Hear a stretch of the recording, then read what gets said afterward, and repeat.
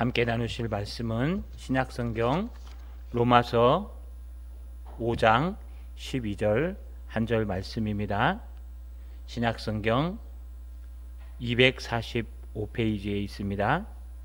그러므로 한 사람으로 말미암아 죄가 세상에 들어오고 죄로 말미암아 사망이 들어왔나니 이와 같이 모든 사람이 죄를 지었으므로 사망이 모든 사람에게 이르렀느니라.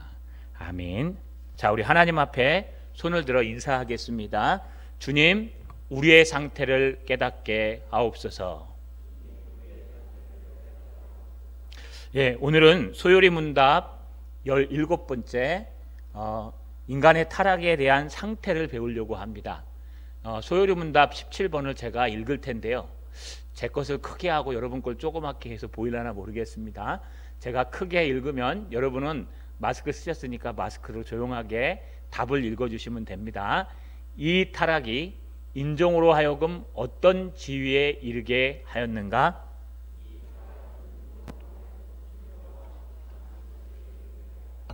한 번 더요. 소요리 문답 17번입니다. 이 타락이 인종으로 하여금 어떤 지위에 이르게 하였는가?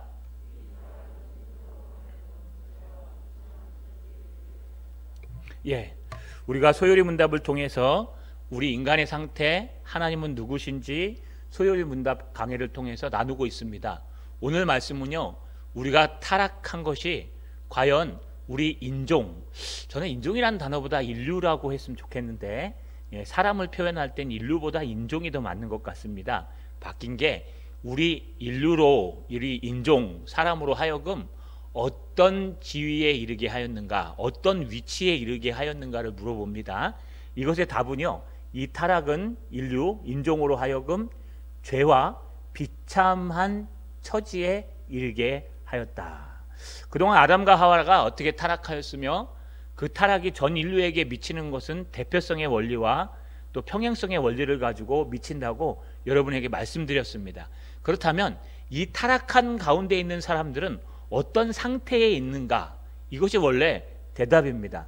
이 타락한 사람들의 마음은 어떤 상태고, 이 타락한 사람들의 외적 이런 환경은 어떤 상태인가? 지금 우리가 살아가는 이 세상은 어떤 상태인가에 대해서 우리가 먼저 살펴보아야 됩니다. 오늘 말씀 속은요, 구원받은 사람들을 얘기하는 것이 아닙니다.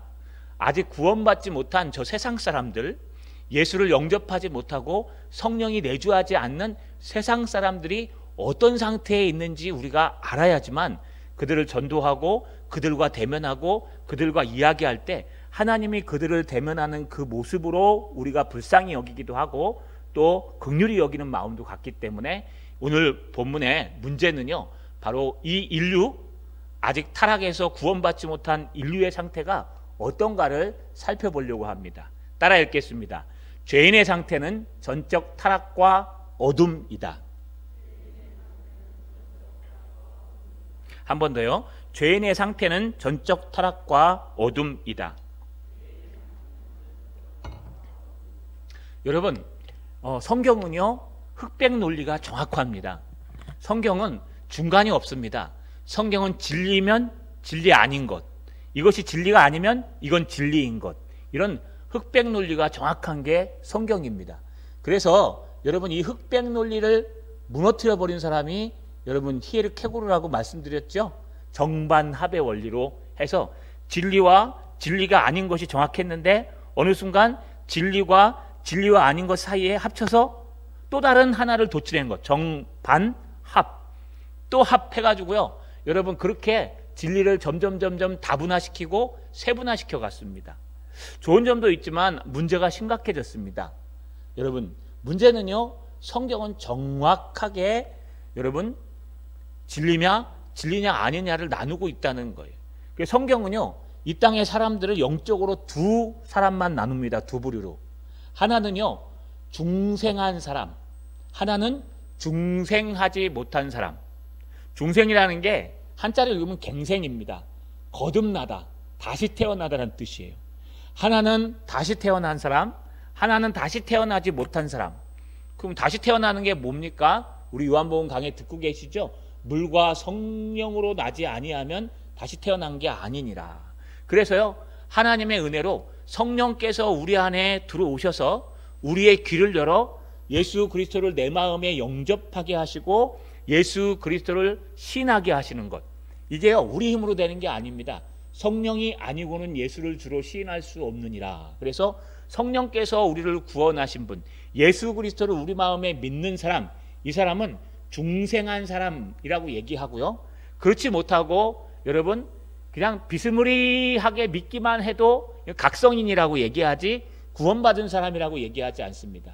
그래서요 아예 이론적인 무신론자, 나는 오직 뭐 예수고 뭐고 이 땅에 신 안 믿는다, 내 주먹을 믿는다 하는 사람, 그 다음에 실천적인 무신론자, 나는 믿노라 하고 얘기는 하지만 실제로 그의 삶을 보면 전혀 예수 안 믿는 사람과 별반 다를 게 없는 여러분 착각, 그걸 각성한 사람이라고 얘기합니다. 그런 사람들이 바로 무신론자입니다. 그러니까 여러분 진정으로 예수 믿는 사람, 중생한 사람 외에 인간들의 상태는 어떤 상태에 있을까? 여러분 외적 상태와 내적 상태가 있는데, 외적으로는 우리가 살아가는 이 현장의 세계를 얘기합니다. 이 현장의 모든 환경과 문화와 내가 부딪히는 모든 이런 여건들과 모든 나라들과 이런 것들은 어떤 상태에 있을까? 이거는요 죄로 인해서요 진노의 상태에 있습니다. 결국 영원한 지옥불에 떨어지고 새하늘과 새 땅이 날 때까지 다 무너지고 없어질 땅입니다. 그래서 종말이 오면은요 이제 물론은 종말하지 않겠지만 뭐 하늘의 별들이 떨어지고 이런 것들을 보면은 사람들이 생각하기에, 우리가 성경을 이렇게 보기에는요 아마 불이 떨어져서 망할 것이다 하는 사람도 있습니다. 그러나 정확한 건 알 수 없습니다. 그날과 그때는 아버지밖에 모른다고 예수님이 말씀하신 것처럼 우리는 그건 모르지만 중요한 것은요 우리가 살아가는 이 문화와 우리가 살아가는 이 상태는 공중권세 잡은 마귀가 흔들고 있기 때문에 결국은 다 하나님의 진노 가운데 장망성이라 그래, 멸망하는 세상으로 가고 있다고 말하고 있습니다. 그러면 예수 안 믿는 사람의 내적 상태는 어떤 상태일까요? 그들의 마음속은요 여러분 전적으로 타락하고 어둠과 죽음의 상태에 있습니다. 전적으로 타락한 것이 무엇일까요? 하나님이 이 세상을 창조하실 때, 여러분 말씀으로 창조하시되 인간을 창조하실 때는 특별하게 창조하셨다고 얘기했습니다. 하나님이 계획하시고 그 계획에 따라서 여러분 그들을 창조하실 때 어떻게 해요? 그 외형은, 우리의 외형은 흑으로 하나님의 형상에 따라 빚으시고, 그 다음에 그 코에 생기를 불어넣으시니 하나님의 여러분 위격, 생기가, 하나님의 성령이 들어가셔서 우리가 살아있는 영이 되었습니다. 그래서 주님이 인격을 갖고 계시듯, 승격을 갖고 계시듯 우리도 인격을 갖고 있습니다. 여러분 강아지가 인격 갖고 있는 거 보셨습니까? 돼지가 인격이 있어 갖고요 여러분 막 감정이 있고, 여러분 자기 결단이 있고, 내일부터 내가 사료를 안 먹을 거야, 물론 그런 강아지도 있긴 있더라고요. 그런데 그런 거 보셨습니까? 내일부터 내가 기도할 거야. 요즘 유튜브에 기도하는 강아지도 떠요. 그 기도를 시키는데요 사람보다 나아요. 그래가지고 예삐야 기도하자, 그럼 가가지고요 이렇게 탁 손을 얹어요 밥상에다. 하나님 감사합니다, 우리에게 일용한 양식을 주시고 우리 오늘도 우리 아이 건강하게 하심을 감사합니다, 예수님의 이름으로 기도합니다, 아멘 하면 딱 내고 사료 먹어요. 야, 인간보다 나아요 요즘은. 그런데 그게 진정한 기도일까요? 아니요. 주님과 소통하는 인격이 없기 때문에 기도가 되지 않아요. 그래서 인간은요 육체와 영혼인데, 이 영혼은 하나님께로부터 나왔기 때문에 위격, 하나님의 person, 위격을 갖고 있어서 지식과 감정과 의지라는 부분이 있어요. 그러면서 하나님이 모두 같이 늦어주셨냐, 이것이 어느 쪽으로 움직이게 하셨냐 하면 하나님의 의와 거룩과 사랑으로 움직이게 하셨어요. 그래서 옛날에 아담과 하와는요 하나님의 말씀을 직접 들었어요. 왜요? 의롭기, 공의로움을 알기 때문에. 그 다음에 거룩함을 알기 때문에 여러분 벌 받을 필요가 없었어요. 그런데 인간이 타락함으로 말미암아, 우리의 대표되는 아담이 타락함으로 말미암아 여러분 이 지성과 감성과 의지가 있는 이 마음 속에요 죄가 들어왔습니다. 죄가 들어와서 우리의 지성을 바꾸기 시작해요. 지성을 오염시키고 우리의 감정을 오염시키고 우리의 의지를 오염시킵니다.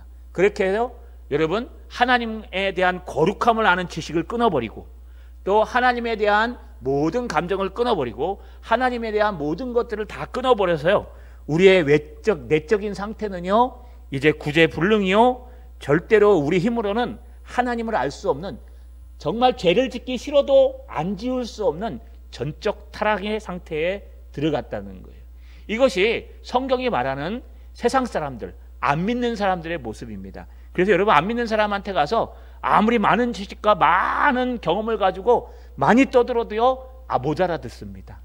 왜냐하면 그들은요, 영적으로 죽은 상태에 있기 때문에 그래요. 그렇다면 어떻게 해야 될까요? 자, 먼저 우리 더 자세히 살펴봅시다. 따라 읽겠습니다. 마음의 상태는 전적 타락이다. 한 번 더요. 마음의 상태는 전적 타락이다. 여러분, 믿지 않는 사람들의 마음의 상태와 믿지 않는 사람들의 이 세상 문화의 상태를 제가 외적과 내적이라고 얘기했어요. 믿지 않는 사람들의 마음의 상태는 전적 타락입니다. 자, 우리의 마음이 지성과 감성과 의지가 있는데 우리의 지성이 어떻게 타락했을까요? 이 판단력이 어떻게 타락해 있을까요? 범죄를 당함으로 말미암아 여러분, 영적으로 이 지성이 어두워졌어요. 영적으로 타락해 있어요. 하나님과의 관계에 있어서 하나님을 절대로 알 수 없는 상태가 되어버렸어요. 자, 예수 믿으면 공부 잘합니까? 어떻습니까? 예수 믿으면 공부 잘하죠? 못하던 애들이. 예수 믿으면 천재적인 여러분 수학자가 됩니까? 안 그래요. 여러분, 전 세계에서 수학 경시대 1, 2, 3등이 예수 믿는 사람 아닙니다. 왜냐하면은 예수 믿지 않아도 이미 하나님이 그 영혼 가운데 지성과 감성과 의지를 누워줬기 때문에 그 지성에 있어서는 활동하고 있는 거예요. 살아있는 한. 그러니까 우리 마음이 예수 안 믿는 사람도 움직이고 있어요. 그래서 이 움직이는 게 여러분, 우리랑 똑같이 공부해도 예수 믿는 사람이 공부 안 하면 공부 못하게 돼 있어요. 수학 시험을 봐야 되는데 공부 하나도 안 하고 만점 받는 사람 봤어요? 물론 있습니다. 잘 찍어서.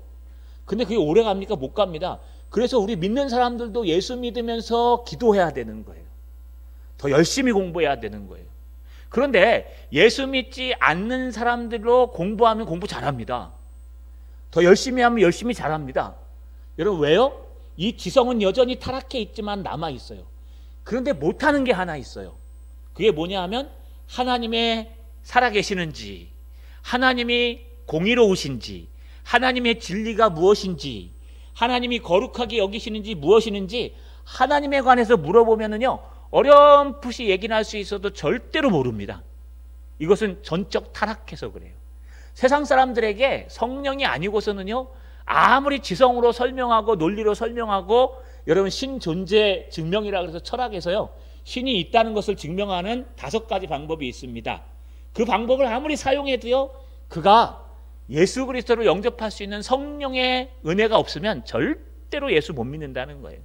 그래서 우리가 기도해야 되고 그들이 어떤 상태인지 알아야 됩니다. 그들은요, 공부는 잘할 수 있고 지성은 똑똑할 수 있어도 하나님에 관한 지식, 예수 그리스도에 관한 지식은 전혀 없다는 것입니다. 두 번째로, 그들의 감성은 어떻게 할까요? 여러분, 감정이라는 것은 울기도 하고 웃기도 하고 우리 예능과 관계가 있습니다. 그래서 인간의 타락은 여러분, 이 감정까지 오염시켰습니다. 그래서 이 감정이 하나님을 사랑하고 형제를 사랑하게 돼 있는데, 이 감정이요, 죄로 말미암아 오염이 돼서요, 어떻게 합니까? 하나님을 사랑하는 마음이 사라지게 합니다. 하나님을 이용하죠.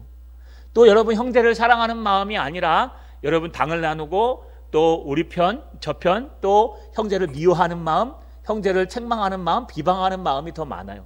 그 겉모습은요, 그렇듯하면서 속은 다른 모습을 갖고 있는, 속과 겉이 다른 그런 모습으로 바뀐다는 거예요. 이게 타락의 온상이에요. 세상 사람들이요, 여러분, 거짓말하는 거 그거 당연한 것입니다.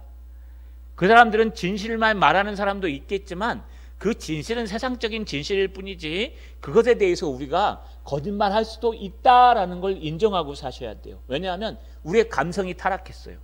심지어는요, 감성을 주장하는 학문이 예술이라고 우리 합니다. 그래서 미술도 타락하고 음악도 타락하고, 여러분, 예술의 모든 분야에 타락해서 매니아라는 거 들어보셨죠? 매니아, 마니아, 이게 원래는 영어로 미친 사람이란 뜻이에요. 미쳤다. 그런데 음악 매니아, 음악에 미쳤다. 그럼 좋게 들리죠, 요즘은? 왜요? 음악에 빠진 거예요. 다른 거 다 잊어버리고. 또 미술 마니아, 그러면 미술에 미쳤다 이런 뜻이죠. 그러니까 미술에 빠졌다는 거예요. 하나님 앞에 빠지고 하나님 앞에 은혜 받아야 되는데 다른 것에 빠져 있는 거예요. 요즘은요 우리 아이들이 게임에 빠집니다. 그죠? 이제는 규제도 못합니다. 옛날에는 PC방 못 가게 하고 여러분 컴퓨터 마우스 뽑아버리면 돼요. 하도 많이 해가지고요. 저도 한번 마우스 뽑아버린 적이 있어요. 마우스를 확 뽑아버리면 돼요. 그러면 마우스가 없으면 게임을 못해요. 그래서 마우스를 탁 까자고 가방에 넣어갖고 도망 나오면 아무도 못 건드려요. 근데 요즘은 안 그래요. 요즘 휴대폰으로 하는데요. 휴대폰으로 저희 옛날에 했던 게임이 다 돌아가요. 끝내줍니다. 이걸로 하면서요. 이야, 여러분 요즘 게임은 대단합니다. 그런데 이런 모든 게임 속에 빠짐으로 말미암아 뭘 못해요? 하나님의 예배 시간도 잃어버리고 하나님 앞에 예배 드리는 것도 까먹고, 아니 이제는 어른들까지 그래요. 자기 자식에게 밥 주는 것까지 잊어버려갖고, 여러분 아사에서 죽은 사건 아시죠? 부부가요 게임에 빠져갖고 PC방에서 3일 동안 밤새서 아이한테 밥 한 끼 안 주고 우유 한 끼 안 주고 둘이서 게임만 하다가 온 거예요. 그 정도로 우리는요 감성이 타락해서 내가 좋아하는 것, 이기적인 것만 하게 돼 있어요. 심지어요 우리의 결단력도 타락했습니다. 의지도. 그래서 하나님과 반대 방향으로 달려가요. 하나님은 우리의 의지를 하나님 영광을 위해서 사용하라고 습관을 만드시고 환경을 만드셨는데, 우리는 타락해서 사단의 지배를 받아서요 하나님이 싫어하시는 방법으로 달려가는 거예요. 하나님 앞에 죄의 성량으로, 하나님이 싫어하는 모습으로. 이런 것과 똑같습니다. 저 노예는 이걸 갖다 이렇게 예화를 듭니다. 경찰이 있는데, 그때 마차였죠. 지금은 경찰차로 얘기하는 게 좋겠네요. 경찰차가 있습니다. 이거 좋은 차입니까? 나쁜 차입니까? 추상적인 언어죠. 이 경찰차가 여러분 선량한 데 쓰이는 차일까요? 선량하지 않은 데 쓰이는 차일까요? 선량한 데 쓰이겠죠. 왜냐하면 범죄자를 태워서 가두고 또 어려운 사람을 차에 태워서 움직이고, 왜냐하면 그 운전을 누가 하기 때문에? 운전하는 사람이 경찰이기 때문에, 우리 민중의 지팡이 경찰이기 때문에. 그런데 경찰차는 경찰차인데 껍데기가 그 안에 범죄자가 타서 운전을 하면 이 차는 좋은 차가 될까요? 나쁜 차가 될까요? 겉모습은 좋은 차인데 그 운전대를 잡은 사람이 나쁜 사람이면 그건 범죄자의 차량이 되는 거예요. 악용되는 거예요. 가끔 우리 책을 읽다가 소설을 읽다 보거나 드라마를 보시면 여러분 경찰차를 이렇게 도주해 갖고 강도가 뺏어서 막 도망가는 모습이 등장할 거예요. 그 순간 그건 도주 차량이 되는 거예요. 마찬가지입니다. 우리의 영혼도요, 우리의 겉모습과 우리의 모든 것은 예수 믿는 모습이라고 예배하고 하나님 앞에 나와 있지만, 우리의 결단력과 우리 속에 성령이 계시지 아니하면, 하나님의 복음이 계시지 아니하면 우리는 전혀 다른 방으로 달려갈 수 있어요. 뿐만 아니라 이 세상 사람들은 아무리 겉으로 선량한 척해도 그 안에는 여전히 죄가 남아있기 때문에 그 죄성은 어떻게 할 수가 없다는 거예요. 죄의 삭은 사망이기 때문에 이 땅의 모든 사람들은 생각하는 것도 타락했고, 모든 감정도 타락했고, 모든 습관과 결단도 타락했기 때문에 전적 타락, 우리 칼빈주의의 교리입니다. 절대로 자기 힘으로 살아날 수 없고 자기 힘으로 이것을 이겨낼 수 없는 타락한 마음, 타락한 상태의 그 마음이 있다는 거예요. 그래서 여러분 세상 사람들을 만날 때 착하다고 해서 여러분 그 착함에 넘어가시면 안 됩니다. 착하다고 해서 착하다면 안 믿으면 그만 이렇게 그런 뜻이 아니라, 교제하고 사귀긴 사귀되 그가 타락해 있는 불쌍한 영혼임을 꼭 기억하시고 예수 믿어야 된다는 것을 꼭 전해 주셔야 돼요. 여러분 김치 하나 갖다 주고 반찬 하나 갖다 주는 것도 좋습니다. 그런데 그 목적이 구원하는 목적이 돼야 돼요. 꼭 기억하시고 세상의 모든 사람들이 전적으로 타락했다는 걸 꼭 아시는 저와 여러분 되시길 주님의 이름으로 소망합니다. 마지막입니다. 따라 읽겠습니다. 영적인 상태는 어둠과 죽음이다. 한 번 더요. 영적인 상태는 어둠과 죽음이다. 자, 주님을 믿지 않는 세상 사람들의 영적인 상태, 또 주님을 믿노라 하고 실제로는 믿지 않고 그저 각성한 상태에 있는 사람들의 영적인 상태는요, 어둠과 죽음이에요. 영적인 상태라는 것은 우리 마음의 깊은 심연에 있는 여러분 영적인 세계를 얘기하는 겁니다. 그 상태에 있어서 이 주님을 믿지 않는 사람들은요, 어두움의 상태예요. 마태복음 4장 16절에 흑암에 앉은 백성이 큰 빛을 보았고 사망의 땅과 그늘에 앉은 자들에게 빛이 비치었도다 하였느니라. 그래서 예수님이 오신 것을 갈릴리 사람들에게, 흑암에 앉는 사람들에게 빛이 비친 것이라고 얘기합니다. 그전에는, 오시기 전에 어떤 상태였어요? 흑암 가운데 앉아 있다고 성경은 기록해요. 여러분, 이 어둠은요, 객관적으로 세상의 어두움이에요. 여러분, 지금 정치, 경제, 사회, 문화, 진보, 보수, 이거 얘기하는 거 아닙니다. 정치, 경제, 사회, 문화, 이 세계의 모든 문화를 보면 이 세계의 모든 문화가 하나님이 기뻐하시는 문화로 달려가고 있을까요? 아니요. 다 자국 이기주의에 빠져 있습니다. 또 이 땅의 모든 사람들이, 다는 아니겠지만 이 땅의 모든 사람들이 서로 돕고 빛 가운데 거룩하고 착하게 살아가길 소망할까요? 그렇지 않습니다. 이 땅은 이미 공중권세 잡은 마귀가 지배하고 있기 때문에 여러분, 문화는 완전히 타락해가고 있어요. 문화가 타락해가고 있어서요, 엠번방 사건, 기가 막힌 사건이 많이 등장합니다. 우리 아이들은 휴대폰만 들으면요, 여러분, 음란 문화 자기가 원하는 거 다 찾아냅니다. 우리보다 더 잘 찾습니다. 여러분, 이제는 우리가 막아낼 수 있는 방법이 거의 없습니다. 이제 우리 아이들을 그냥, 다음 세대를 그냥 노출시키는 방법밖에 없어요. 그래서 우리가 할 수 있는 것은, 대안은 어디에 있느냐? 우리 개혁신학에서는 대안은 교회다. 예수 그리스도다. 그들을 영적으로 변화시켜서 예수님을 만나게 하는 것 외에는 답이 없다는 거예요. 여러분, 예수님을 만나면 어떤 일이 일어날까요? 예수 그리스도를 만나면 인생이 변화됩니다. 하나님을 만나면요, 아이들이 바뀝니다. 하나님을 만나고 예수를 만나고 그분이 누군지 아는 아이들은요, 변화되고 움직이기 시작합니다.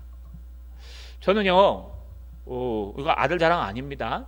저희 첫째 아들이, 여러분, 정말 게임을 좋아했습니다.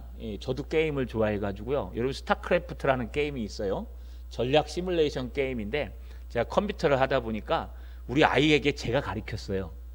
이제 둘이서 게임을 열심히 하는데, 우리 처가댁도 가면 화투 안 하고 게임합니다. 컴퓨터가 있어갖고 이렇게 편 먹고요. 우리 동서랑 우리 애들이랑 편 먹고, 저랑 우리 아들이랑 편 먹고 이렇게 막 스타크래프트 게임을 해요. 거의 지고 막 요즘 이기기도 하는데, 그래서 게임을 제법 저도 합니다. 근데 이 아이가요, 막 게임을 하는데 어느 순간 텔레비도 게임을 보고, 그 다음 게임하고 하더니 초등학교 4학년 때부터는 제가 져요. 제가 화가 나더라고요. 우리 안 해요, 걔랑. 그런데 게임을 하다가 보니까 아프기도 하고, 그 게임 속에 빠져가지고 얘가 다른 거 안 하고 계속 컴퓨터만 하려고 그럴 때가 있었어요. 그래서 이걸 어떻게 해결해야 되는가, 그리고 고민하고 막 그렇게 하고 우리 집사람도 그랬는데요. 지금은 이렇게 와서 돌아보니까요, 지금 그냥 잘 크고 있어요. 걱정하는 것만큼 그렇게 안 크고요. 나름 지 인생을 찾아서, 여러분, 경남 IBF 대표입니다. 그리고 우리 교회 청년 회장도 하고 있고, 또 찬양해서 듣고 있고, 아마 우리 아들 자랑하는 거 아닙니다. 참 마음이 아픈데. 예? 여러분, 이렇게 변화됐어요. 얘가 이렇게 변할까? 제가 초등학교 2학년 때 똥을 쌌어요, 바지에다가. 똥을 너무 참고 있다가. 근데 저희 아이 영범이도요, 초등학교 2학년 때 바지에다 똥을 쌌어요. 근데 얘가 너무 충격을 받은 거예요. 왜냐하면 선생님 말씀을 잘 들으니까 선생님이요, 야, 오늘 화장실 못 간다, 운동한다, 그러니까 이게 참고 있는 거예요, 끝까지. 참고 있다 싼 거예요. 쌌는데 이게 싸갖고 말려졌어요, 이렇게 딱. 그러니까 냄새가 나니까 선생님이 일찍 보냈어요. 저희 아이가 일찍 학교 갔다 왔는데 냄새가 나요. 그러니까 왜 그런다 했더니 막 속옷에 이렇게 붙어 있는 거예요. 자기는 그게 막 충격인 거예요. 자기는 지금 얘기하면 내가 언제 그래요? 난 내가 똥 싼 거 기억하거든요. 근데 자기는 자기 똥 싼 거 기억 못 하더라고요. 부전자전이니까. 그래갖고 딱 한마디만 했어요. 아빠도 초등학교 2학년 때 바지에 똥 쌌다? 화장실에 빠진 적도 있다? 그러니까 위로를 받더라고요. 그 다음부터는 슬슬 얘기하면서 치료가 됐습니다. 안 그랬으면 그게 트라우마로 남아서요, 여러분, 굉장히 힘듭니다. 그런데 이렇게 세상의 모든 문화와 환경들이요, 우리 아이들을 그렇게 만들어가게 돼 있어요. 이제는 휴대폰으로부터 아이들을 독립시킬 수 없어요. 그러니까 유일하게 독립시키는 곳이 학교예요, 학교. 학교가 대안입니까? 아니요. 제가 학교 들어보니까 그렇지 않아요. 학교는 IQ를 높이려고 그래요. 좋은 대학 보내가지고 이 땅에서 떵떵거리고 사는 성공한 사람 만들려는 게 학교의 목적이지, 옛날처럼요 인성교육을 물론 합니다. 안 하는 게 아니라 학교는 목표가 얼만큼 저 서울에 있는 대학을 많이 보내느냐, 얼만큼 이 지역의 국립대를 많이 보내느냐, 얼마만큼 이 지역에 있는 좀 수준 있는 대학을 많이 보내느냐가 목표가 돼 있지, 그 아이들이 자라나서요 어떤 인성을 가지고 어떻게 살아가야 되냐에 대해서 가르치지 않아요. 물론 저도 농담 삼아 아까도 약간 실수를 한 적이 있습니다만, 여러분 무슨 뜻이냐 하면 이제 그것을 가르칠 수 있는 곳은 교회밖에 없다는 거예요. 우리 교회가 대안이 되어야 됩니다. 이 세상은 이미 어두워져 있습니다. 아이들에게서 휴대폰을 더 이상 아마 우리 주일학교 다음 주부터 그 예배 드릴 때 애들 휴대폰 뺏으세요?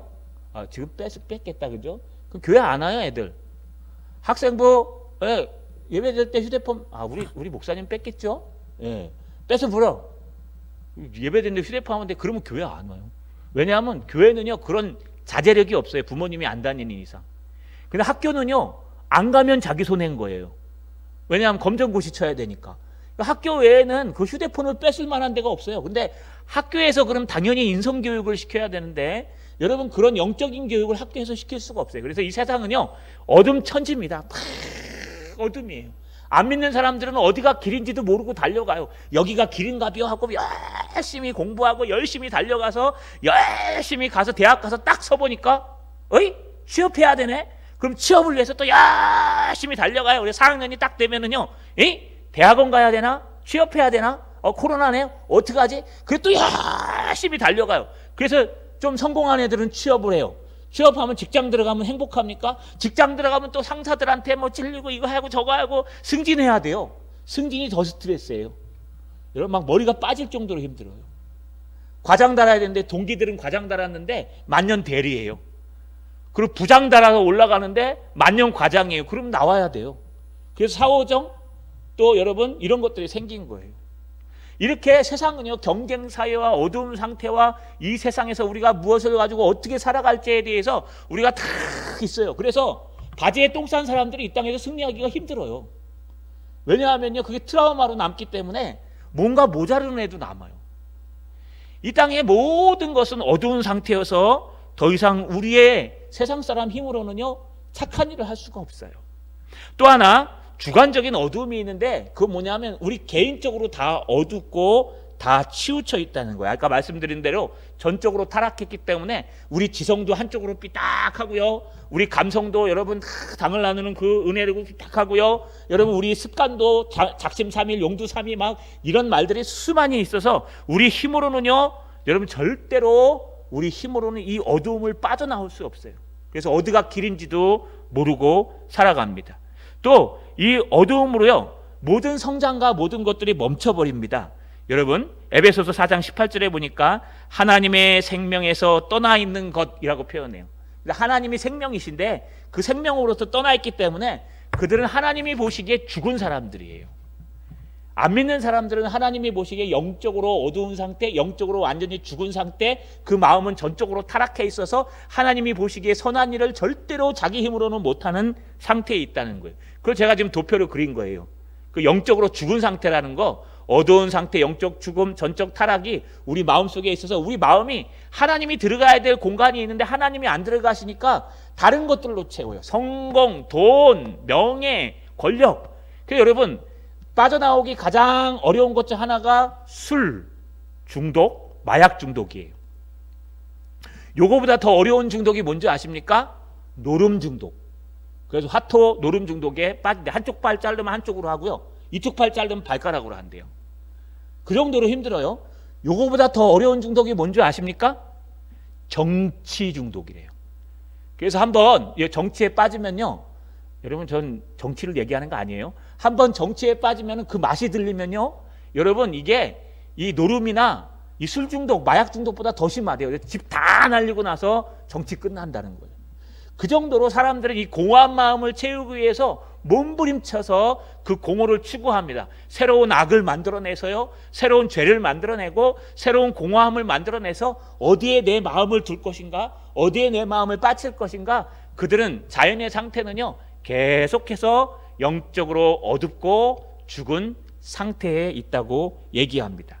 그렇다면 이것을 극복할 수 있는 방법은 무엇일까요? 길이요 진리요 생명 대신 예수 그리스도를 만나는 것입니다.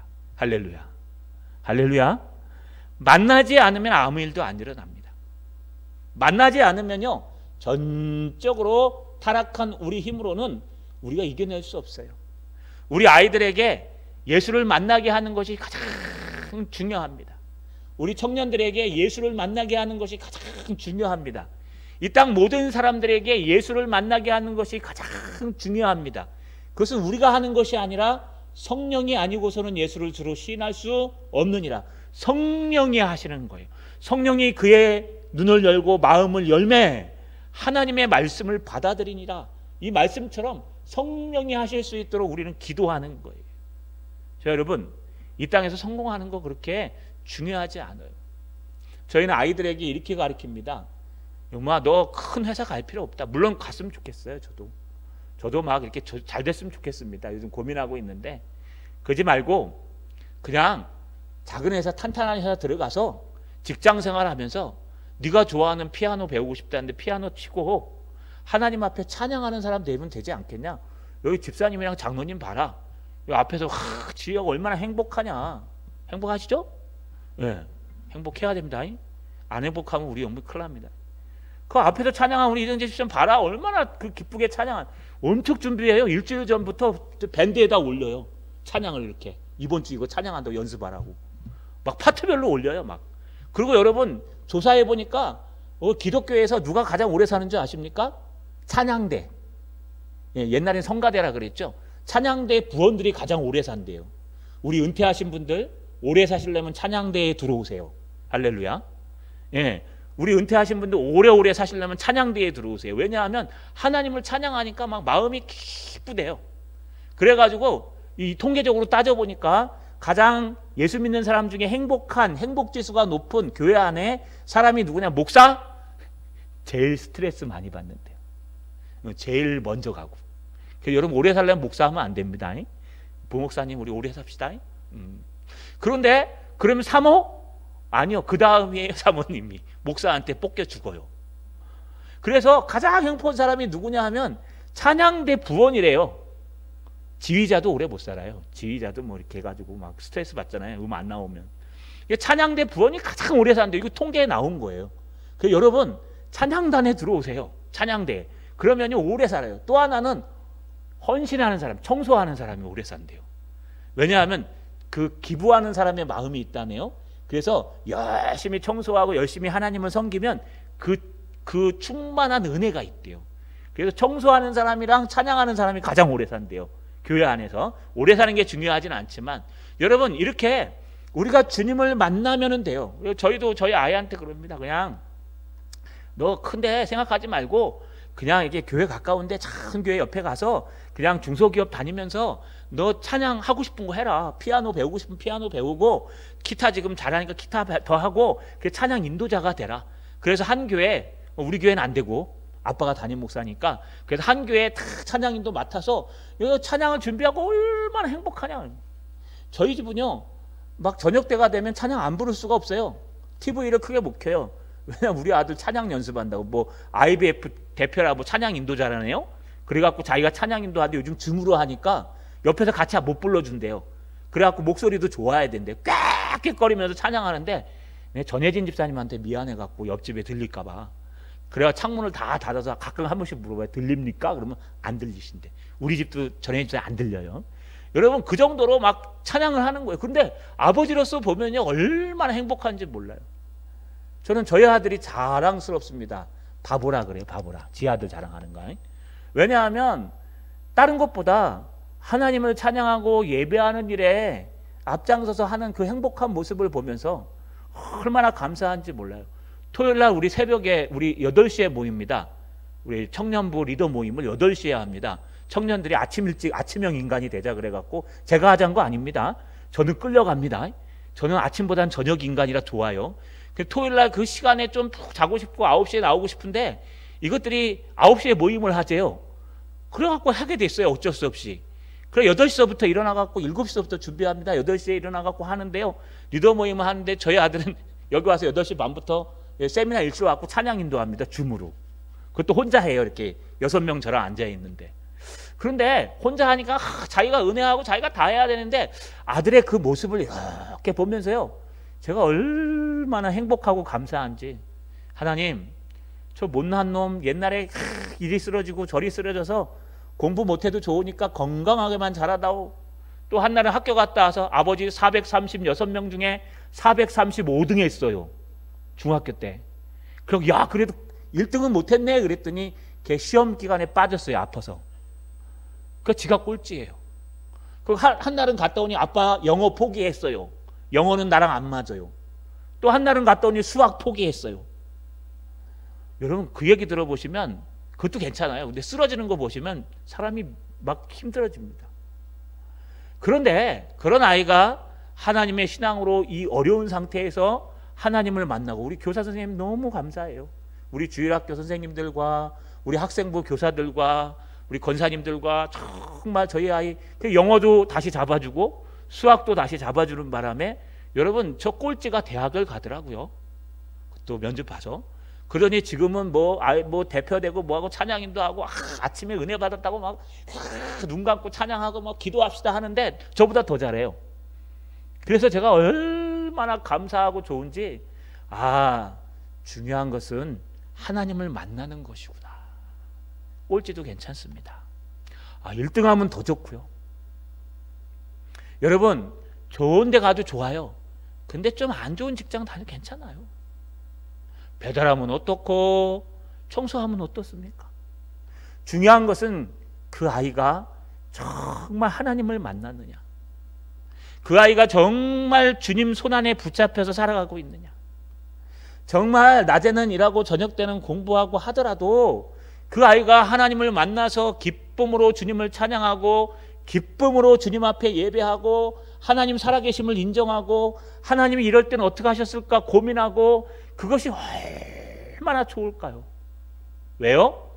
저 하늘나라에 가면은요, 이 땅에서 얼만큼 주님을 만나느냐에 따라서 상급이 결정돼요. 그냥 아무렇게나 산 사람과 주님 앞에 희생하고 헌신하고 봉사하며 산 사람은 하늘과 땅 차이가 될 겁니다. 그때 차별은요, 이 땅에서의 차별이 아니에요. 그때 차별은요, 하나님과의 친분한 차별이요, 부끄러움이에요. 내가 뭐 했을까? 내가 하나님 주님 주신 이 시간 동안 뭐 했을까? 나의 친구는 정말 주님을 찬양하고 주님을 위해서 희생하고 주님을 만나고 눈물 흘리면서 주님 앞에 기도하고 나와서 하나님 앞에 예배할 때 나는 도대체 뭐 하고 있었을까? 그때 TV 보고 놀러 다니고 게임하고. 여러분 이 땅에서 아무리 성공을 해도 여러분 길어야 우리 얼마 못 살잖아요. 길어야 여러분 80에서 100살밖에 못 사는 인생, 그 이후에 영원히 하나님과 함께 살 때 과연 내가 하나님을 만났느냐 안 만났느냐가 가장 중요하다는 것입니다. 자, 여러분 말씀을 마치겠습니다. 우리 믿지 않는 사람들의 상태를 꼭 이해합시다. 그리고 그들처럼 살아가지 맙시다. 믿지 않는 사람들의 마음의 상태는요, 전적으로 타락돼 있어요. 절대로 그 안에서 선한 것이 나올 수 없고 하나님을 알 수도 없고 그 감정이 하나님을 사랑할 수도 없습니다. 기부 많이 하고 아무리 좋은 일을 해도 그것은 하나님 앞에 가는 일이 아닙니다. 또 그가 어떤 결정을 해도 그것은 경찰차에 도둑이 탄 것과 똑같다는 상황입니다. 또 믿지 않는 사람들이 사는 이 세상, 우리가 살아가는 이 세상에는요, 영적으로 어두운 상태에 있어요. 그래서 열심히 달려가도 또 달려가도 여러분 후회와 여러분 괴로움에 하나 극복하면 또 어려움이 있고 그래서 계속 나아지겠지 하면서 여러분 살아가는 착각에 빠진다는 거예요. 그것은요, 주님을 만나기 전까지는 나아지지 않습니다. 자, 여러분 꼭 기억하셔서 우리도 어린아이처럼 지금이라도 모든 것보다 주님을 만나고 주님의 말씀으로 행복해지고 이 땅에 천년왕국 하나님의 천국을 누리는 사람 되시고, 우리 아이들도요, 이 땅에서 성공하는 사람으로만 만들지 마시고, 성공하세요. 저도 제 아들이 성공했으면 좋겠어요. 그런 사람 이전에 정말 주님을 섬기고 하나님의 때문에 고민하고 하나님께서 원하시는 것을 찾아갈 수 있으며 내가 어떤 직업과 어떤 환경에 있어도 기뻐할 수 있는 사람 만드시기를 주님의 이름으로 간절히 축원합니다.